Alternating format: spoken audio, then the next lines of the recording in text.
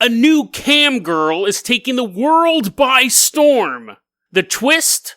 She doesn't exist. And then we travel to Zanzibar to cover the most dangerous story that we've ever covered on this show. Because after listening to this episode, you will have to believe in the butt sex demon or it's coming for you. Today on Dead Rabbit Radio.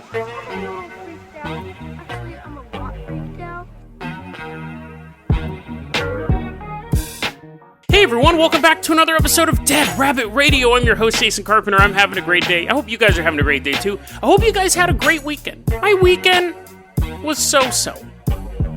It was so-so. You know, I talk a lot of times about me having 3 jobs. Well, the robot revolution came for me, and I lost one of those jobs. Now, it was something that I had seen coming for about 2 years. And the job was slowly getting more and more automated, so at a certain point, it was unfeasible for me to stay there. It was, you think you can hear it in my voice, it was my favorite job I had ever had in my life. It was a dumb job, a lot of people thought it was stupid, but for me, it was my favorite job ever. But it just doesn't exist anymore. So, anyways, on that note...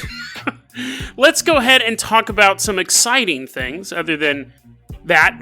Let's go ahead and talk about my newest Patreon supporter. Thank you very much, Zach Collins. Zach Collins, thank you for supporting the Patreon. Now, when you support the Patreon, it really, really helps out the show. But if you can't support the Patreon, that's fine too. Just help get the word out about the show. I have flyers you can print out at deadrabbit.com, hand those out and stuff like that. Or leave a review wherever you listen to podcasts. All those things help. But I really appreciate Zach Collins' support, and all of my Patreon support, not just Zach's. But Zach is going to start us off in this episode. Now, normally I throw the Patreon dude or gal my keys and say, take us somewhere. But we're going to Zach Collins' place today. So he's like, damn it, Jason. So we're all going to go to his house. We're stomping. Make sure to extra stomp on those flowers. He's like, dude, I live in an apartment. It doesn't matter. Stomp on any flowers in the neighborhood. And we're all going to cram into his bedroom. Now... Zach Collins is sitting there, and he's on the computer when we all bust through the door. And he's like, hey, Zach, what's going on? Thanks for supporting the show. He's like, my pleasure. What are you doing here? Well, we're here. I push him out of the way. We're here. Let me use your laptop. We're here to check out Project Melody. That's not a theme song. That's me still typing. It's oddly musical. And we go to a website which I had vaguely been aware of, but just recently visited. It's a headache-inducing website known as, even though pronouncing it's hard, Chatterbait. Chatterbait? Chatterbait. It's not like chattering your teeth. It's like chat. I don't get it, bro. Like, I get the bait part is like, master chatterbait? It doesn't make sense. But anyways...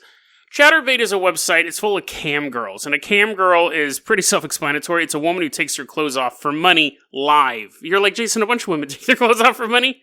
They do it on cam. They do it live. So now we're all gathered around Zach's laptop. And we're on Chatterbait. And I pull up Project Melody. And it is a live, not pre-recorded, animated girl dancing. She has like a sci-fi suit on. And she has, like, black tape over her boobs, and she's dancing. And they're like, what, Jason, seriously? Like, okay, so we're basically watching hentai now on a podcast, oddly enough. And I go, no, it's more than that. It's more than that. So she's dancing, and then she starts talking. And she's responding to the people who are leaving her tips. And so a tip is 10 cents. And so 100 tips would be, you know math, 100 tips would be $1. And... when you tip a girl, you can, like, tell her what to do, kind of like in real life, like a waitress. But also, apparently, some of these models are, because most of them are real, okay? I'm kind of going about this in the wrong way, because I feel most of you people know what Chatterbait is, but I think some of you don't, and you're like, whoa, slow down. Tips?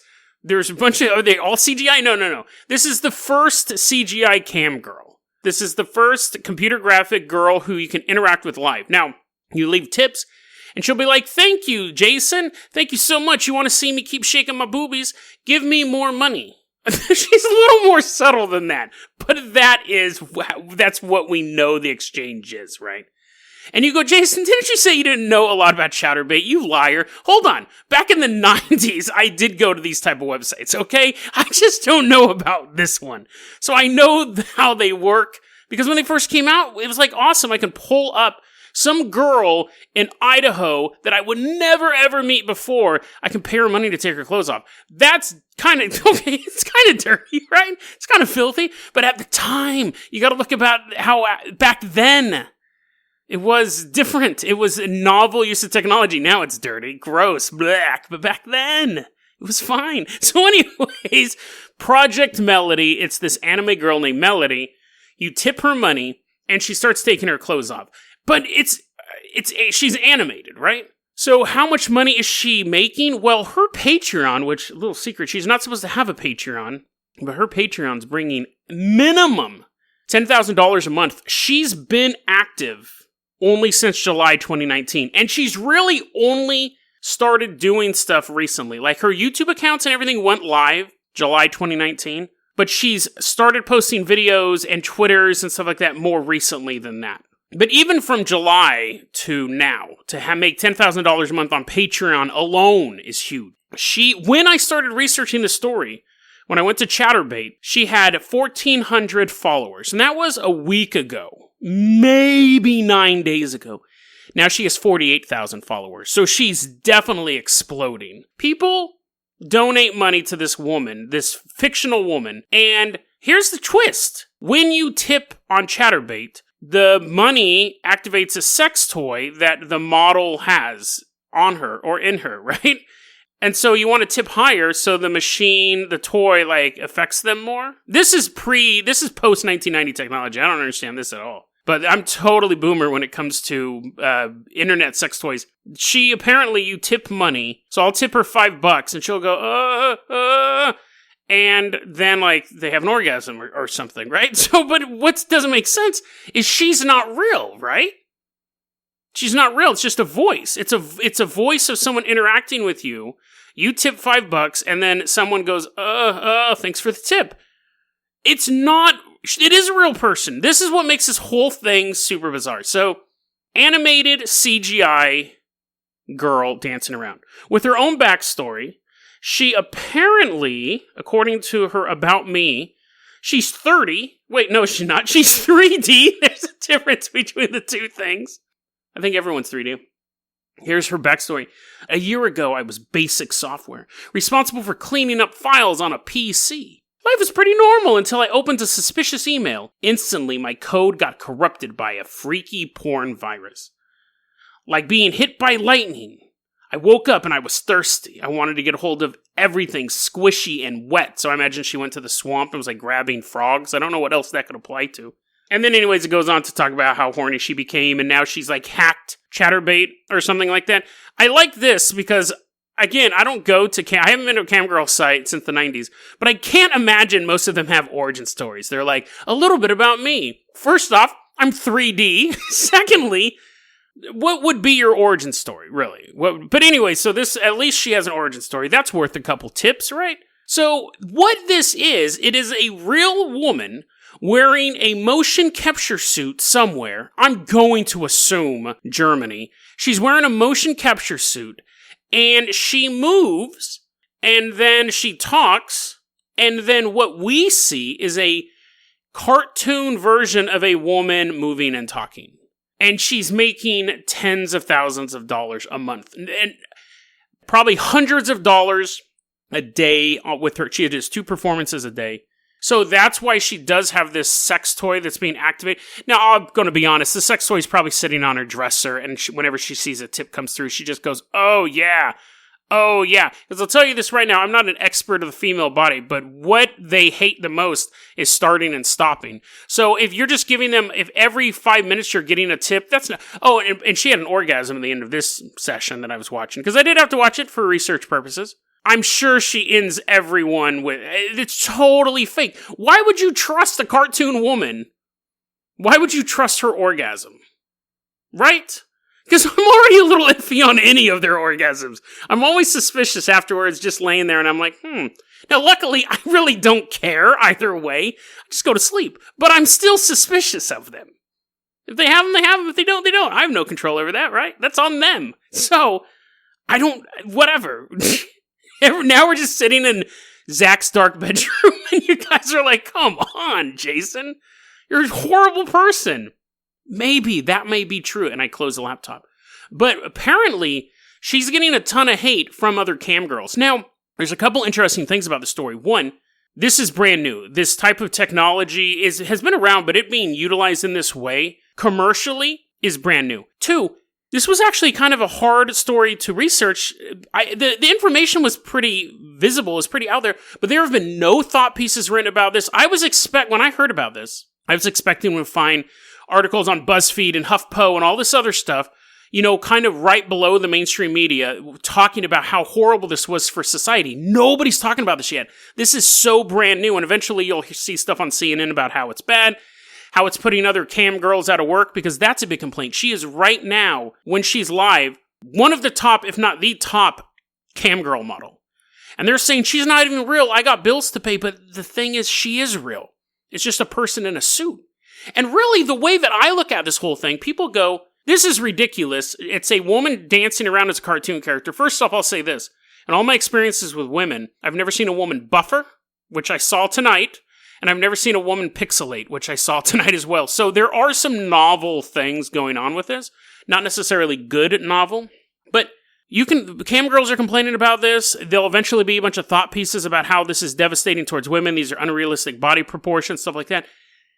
Here's my 2 cents on this, which I know you've been waiting for the whole time. This is no different and may actually be the evolution of makeup. What's the difference between a woman wearing a suit that turns her into an animated character that some people would find to be the perfect ideal woman, and a woman using an Instagram filter? Or a woman slathering $4,000 of makeup on her before she goes off to the movie set? There's no difference. I think that this actually is a canary in the coal mine. Is that the right thing?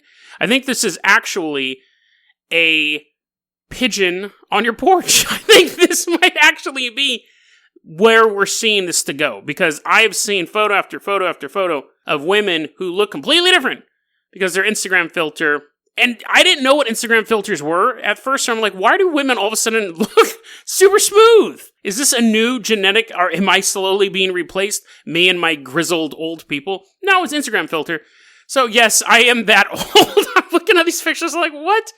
Where are the creases? They all look like Odo from Deep Space Nine. I think this is the evolution of that. I think we may get to a point where when I'm like 60 and I'm talking to a girl online, talking to that girl in Idaho, and I'm paying her money to close off, she's completely CGI. It may be live action deep fakes. So everyone is basically who they are ideally. And you would fall in love with the personality, and then you'd see him in person and be like, ugh. But I'm here, so might as well. This may be the next step in makeup. But anyway, so there we go. Project Melody. Is it a flash in the pan, or is it a pigeon on a porch? Is it going to let us know where the future is headed? And feel free to use pigeon on the porch. Actually, I encourage you guys to use, I think that's a pigeon on the porch. Meaning, I think this shows the future.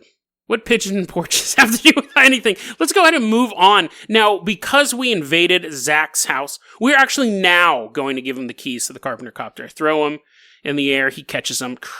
The lightning strikes his hand. Now, metal is fused to his fist, but it's okay. We can still start the helicopter. So Zach is flying us to Zanzibar. Zanzibar is a little set of islands. It's off the coast of Africa. And for 200 years, it was ruled by Arab sheiks. They were taking the locals. They were selling them into slavery. Totally sucked. In 1964, people go, let's have a revolution. And they did. And it was successful. And everything was fine. For 1 year, 1965, there's a guy in his house. He's sleeping. Apparently, he's one of the Three Stooges. Woo, woo, woo, woo, woo. And something breaks into his house. Oh, what was that? And he sees a man walking towards him. What? Carl, is that you? Huh? What? Can't really see you. You're encased in darkness. But as not Carl, gets closer to him, all of a sudden he begins to shift and turn, eventually becoming a monster with one giant eyeball in the middle of its face.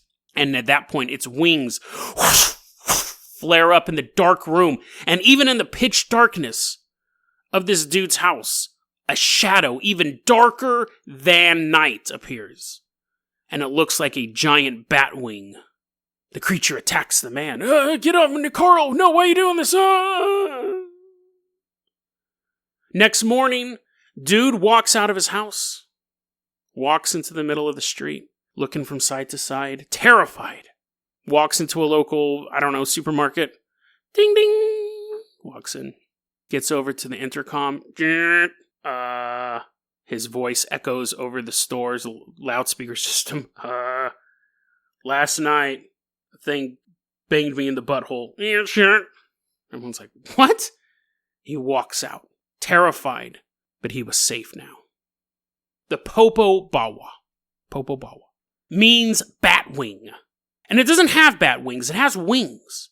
But when it unfurls its wings, a giant shadow appears behind it, the image of a bat, basically Batman, but you don't want to see this guy at all. The worst bat signal possible, because what this dude does is so sinister that it almost defies expectation. This is the stratagem of the Popo Bawa. He breaks into your house. He rapes you in the butt. And then, depending on his mood, really, he will then go from room to room and rape everyone else in the butt. It doesn't matter who they are. Grandma, raped in the butt. Doesn't matter. Okay, everyone's getting raped in the butt. Or, now that's scary. Imagine you're in bed, you get assaulted by a monster, and then you hear it go into the next room. Right where your brother's sleeping. Now, you might think that's kind of funny, because you don't really like your brother. But, it's just, you have to hear it. Now, that's creepy. But then, sometimes it's worse, because sometimes he'll do you in the butt on night one, and then a couple nights will pass and nothing happens, and then he comes back and does your wife in the butt. So, pick your poison, basically. Now, sometimes he just goes in your house and only rapes one person anally, which would suck if you were that guy. Now, you go, Jason, are you really going to chuckle for the rest of this episode about people being raped in the butt? I'm going to try not to. I just find the idea that this myth exists in the first place, and we are just scratching the surface. It's just the tip right now in the butthole of the truth. This gets so bizarre. So, he's breaking into people's houses. Come one, come all, doesn't matter. Sometimes he'll just do you. Sometimes he'll do your uncle that just happened to be spending the night that night. Hey, Jason, you mind if I crash on the couch? Yeah, sure, bro. The house is your feel welcome. Make it your own. Oh, this place is It's a shapeshifter. So sometimes it's a cat, it's a dog, it's a cow, it's a human. It doesn't matter. It will shift into this one-eyed winged creature and start banging you at some point. There's a lot of times I love these cryptids because there's like, how do you stop them? And it's like, if you take the hair of a dog and you put it between the gap in your teeth and suckle it, then the demon won't come that night, or whatever odd stuff. Punch a dude in the stomach 8 times, and then you'll be fine for the next 30 minutes. Whatever weird. This guy's defense, the way to stop the Popo Bawa from getting you, is to stand guard outside your house all night. So houses would have to rotate guard. Well, little Jimmy, I have school tomorrow. Nope, you gotta stay up all night long, because otherwise this ghost is gonna come in and it's gonna get my butthole. So, you can do homework on the porch. You can be the pigeon on the porch, Jimmy. Oh, man. Luckily, the kid was into astronomy, though, so he just watched the stars. But that's it. That's basically the defense you have against just a human burglar. There's no fun way, sprinkle gold dust, then it will stop to pick up each piece of gold. No, it's just stay outside and make sure you don't get raped tonight. That is the defense mechanism against a flying shapeshifter. And again, then he could just show up and be like, hey, Jimmy, why don't you let me inside? And they're like, Dad, I thought you were already sleeping. No, I crawled out the window, and then I came here, and then I developed the ability to make a shadow of a bat wing behind me. But trust me, let me in. Oh, okay, Dad. So, it's a shapeshifter. It's going to trick its way in. Technically, it could just become like a mite or a tick or something, and then just scuttle on inside. But anyway, so the Popo Bawa, it walks around. That's his main attack, is just banging you in the butthole. Oddly specific. Some more interesting stuff about this. Very, very recent cryptid. This cryptid did not exist before 1965. There was a couple sightings back then, a couple attacks back then, and then more attacks in the 1970s, and then a ton of attack in the 90s. Hundreds of attacks in the 90s. This small nation of Zanzibar attacks in 2000. Attacks in 2007. It's like Jeepers Creepers, but less homoerotic. Super bizarre. It's set to a schedule. So that makes people go, not everyone believes in the Popobawa, and I'm sure they've learned their lesson now. I believe in the Popobawa, but we'll get to that in a second. This is the thing. They believe that it's tied to political strife. There's a couple origins of why this creature exists. Let's assume that it's not real for a second. Some people believe it's born from a cultural memory of the horrors of slavery. It's basically the horrors of slavery have now passed, but people still have nightmares about it. Definitely could be an element to it. We've seen that when I did that episode about Freddy Krueger being based on a true story. That is a true story. It was in the LA Times. You had people coming out of the death camps of Laos in Cambodia.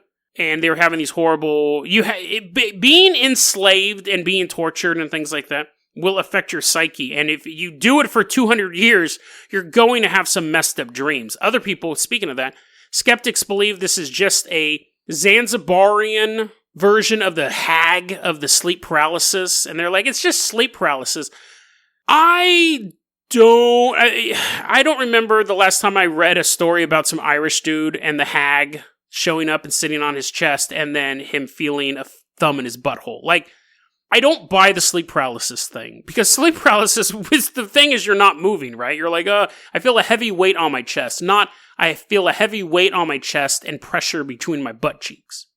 So, I don't really buy that. But anyways, the locals don't buy it either. Locals go, it has nothing to do with cultural memory, it has nothing to do with this hag sleep paralysis. That's stupid. These are the local theories, and I love these. The first one is slightly reasonable. There was an Arab sheik who got really mad. So the things popped up the year after the revolution. This Arab sheik got really, really mad. He didn't like the fact that the revolution was over.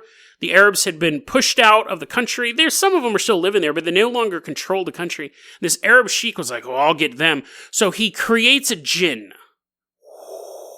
Smokeless flame. A demon in a bottle. And he goes, go out and bring misery to the people. Yes, master.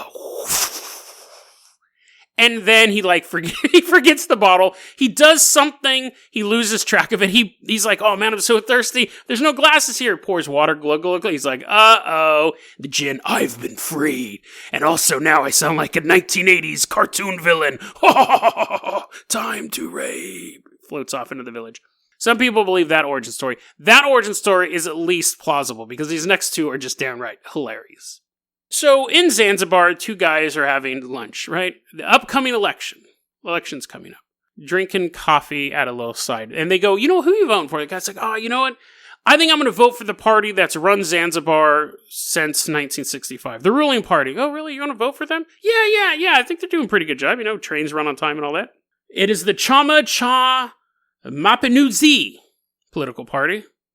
The guy says drinking coffee. It's like, yeah, I know who they are. You don't have to say it. But he's like, I'm saying it for anyone who may be listening. He looks around the coffee shop. The Chama Cha Mapinudzi party. Drinking more coffee. You're really voting for them? Yeah. I think, the economy's good and they're kind of, doing a bunch of stuff. But he goes, yeah, I'd vote for them, but, the whole rape demon thing. Yeah, the rape demon thing. A lot of detractors will bring up the fact that they summoned a rape demon to attack their constituents, but I personally believe that I can look past that. I can look past the rapes, and I can look past the demonic forces trolling the neighborhoods. I think we'll be fine. So, you know how I said it rolls in cycles, like they had the one in 1965 and then in the 70s? People believe, outsiders believe, but the people in Zanzibar say, no, this thing is not tied to this. But outsiders have said, it seems to pop up, the attacks spike during elections.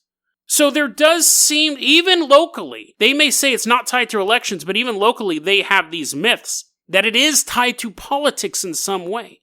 Now, Republican, Democrat, people, it's very divisive in America right now. Republicans, Democrats, America, is in the midst of an election. It's politics all the time. This is a new pigeon on the porch. People can say Hillary Clinton murders a bunch of people and she eats babies. People can say that Donald Trump is the Antichrist and he's fooling Christians into worshiping him and he's doing all this stuff in the Middle East to build up his new temple. But as long as neither side accuses the other of summoning rape demons to fly through downtown Michigan attacking people, I think we'll be okay. This is a pigeon on a porch. if we get to that point, or canary in the coal mine, actually, this is a literal canary in the coal mine. If we get to that point, then we're in deep, deep trouble. If I'm watching CNN and they're talking about people complaining about the rape demons, and they were funded by the Department of Homeland Security, now we've gone to a point of no return. But other than that, we're fine. That's not even the weirdest conspiracy theory regarding these things. So, okay, and to be fair, that's pretty weird, right? Because what political party, imagine every debate. My candidate, I'm doing the best, I'm Ted Kennedy all of a sudden.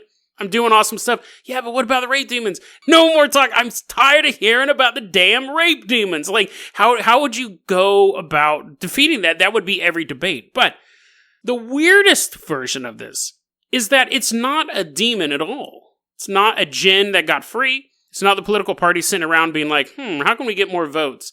Not this way, but we're going to do it anyways. The first president of Zanzibar was this dude named Abid Karumi. He was an established politician who fled the country at one point, and then when the revolution happened, they invited him back to become president. He was assassinated a couple months later, and then a couple months after that, a guy sleeping in his house, and a dude with one eye walks in and anally violates him. So, people have come to the conclusion that the first president of Zanzibar, to get back on the people who assassinated him, is now a one-eyed, butthole-loving monster who, for the past, 50 years, just banging people in the butt. And again, here's the thing, okay? You may hate Donald Trump, or you may hate President Barack Obama, but if something unfortunate happened to them and they passed away, would you at all ever entertain the fact, this guy's going to start raping people in the butt? Like, you may disagree with their policies, you may hate them as a human being, but I don't think you're going to think, lock the doors, and you stay up all night, something's coming for us, right? And those are controversial presidents. This dude was just like the first president. This would be the equivalent of people complaining about George Washington attacking you in your sleep. What I'm saying is that this guy, they must have hated this dude's guts. They must have hated this guy's guts for this rumor to gain even an inch of traction, or 6 inches of traction. They must have hated this dude's guts. Because if someone came up to me and said, did you know that Abraham Lincoln is his ghost? If you go to the Lincoln room, he'll end up, like putting it in your mouth while you're sleeping. First off, I'd want proof. Not me going there. I'd bring someone else and be like, hey, got tickets to the Lincoln room. Apparently, I know the president. But my first thing, show me proof. You wouldn't be able to. You're like, look at this top hat he gave me. I'm like, that is kind of interesting. But I wouldn't believe it, because he's a pretty, well-liked dude. If someone started spreading rumors about Mr. Rogers flown around, I think you get it. I don't even want to go into the idea of Mr. Rogers banging people in the butt. What I'm saying is that you have to be a pretty crummy president, and probably also not I don't know much about this dude other than his Wikipedia page, but if someone started a rumor about most people that when they die, they're going to start banging dudes in the butt, or women, it doesn't matter. I'm just a dude, so I'm a little more concerned about that part. I'd be like, what? Now that guy was cool, man. He's not going to be banging dudes in the butt. If somebody told me that Attila the Hun was like, now the world's buttholes are mine, I'd be like, yeah, that's kind of likely. But, just some random dude. So I'm assuming this president sucked, is what I'm saying. And I got to end it with this, because you're laughing, my remaining 2 listeners. Oh, this is ridiculous. Jason found some bizarre cryptid. This is so funny. Do not talk like that. Oh, you don't have to worship it, but you must acknowledge the existence of the Pope of Bawa, because the one thing that makes it more mad than any... Oh, and I didn't say this earlier. The guy in the supermarket, it makes you tell people that you got raped. That wasn't just some bit I did. I just didn't make the guy go to the supermarket. I'm glad I remember to say this part. That would have made no sense. He rapes you and then makes you tell everyone in town you got raped. If you don't, he comes back and does it worse the next night. And I'm sure someone found that out real fast. And they're like, I'm not going to tell anyone. And then he came back. And then not only did he tell people, he told everyone, dude, and when he tells you to tell people, because it gets worse. So this creature comes, it bangs you, and then says, tell everyone that a Papa Bawa came by. Tell him my name. He is basically Batman, but he doesn't fight criminals, he fights everybody, and he doesn't fight them. He has butt sex with them, but you have to tell people that you got attacked, otherwise he'll attack you again. And if you don't believe in him, once you know him, once you've heard the name Popo Bawa, you must believe in him. Or he will come and he will have butt sex with you tonight. The Popo Bawa, if you don't believe in it, will attack you. Once you know of its existence, if you doubt it, it will attack you. Listening to this episode has opened you up to an assault from the Popo Bawa. It will come for you unless you believe. It will attack you unless you believe. You mock it? Which I guess this whole episode did. No, I didn't. Popo Bawa, no. I was humbly submitting my narrative to find you more followers, Grand Popo Bawa. If you mock it, if you belittle it, if you don't believe in the Popo Bawa, it will single you out. And it flies, so you're like, well, I'm not in Zanzibar. It can fly to your house. It can shapeshift. It can be the mailman. It can be a cat. It can be the jug of milk in your fridge. And when you wake up tonight and you open your fridge and you reach in to grab a bottle of milk, It's funny, a lot of times people ask me, you talk about paranormal stuff, ghosts, do you believe in that stuff? And I go, I don't believe in a lot of it. Like, there's certain things I believe in, but a lot of it I just talk about because I think it's fun. I think it's really interesting. And they'll go, so what do you believe in? Now, I used to say stuff like, oh, Lady Gaga might have murdered a couple people. Allegedly. I'll say that the 1990s gangster rap, the rise of gangster rap may have been funded by private prisons. They're trying to get more people to go to prison. Oh, that's interesting. But from now on, if anyone ever asks, so what do you believe in? Popo Bawa. That's all I'll say. And they'll go, what is... And no, do not ask me what Popo Bawa is. I want you to live in a world where you don't know what the Popo Bawa is. Don't look it up. Just sleep well tonight. Because I can't. I'm afraid for 1 minute I may doubt the existence of the Popo Bawa. I look over both shoulders, and with the fearful glimmer in my eye, I say, I believe in the Popo Bawa. Because I have to. DeadRabbitRadio@gmail.com is going to be our email address. You can also hit us up at Facebook.com/DeadRabbitRadio. Twitter is @DeadRabbitRadio. Dead Rabbit Radio is the daily paranormal conspiracy and true crime podcast. You don't have to listen to it every day, but I'm glad you listened to it today. Have a great one, guys.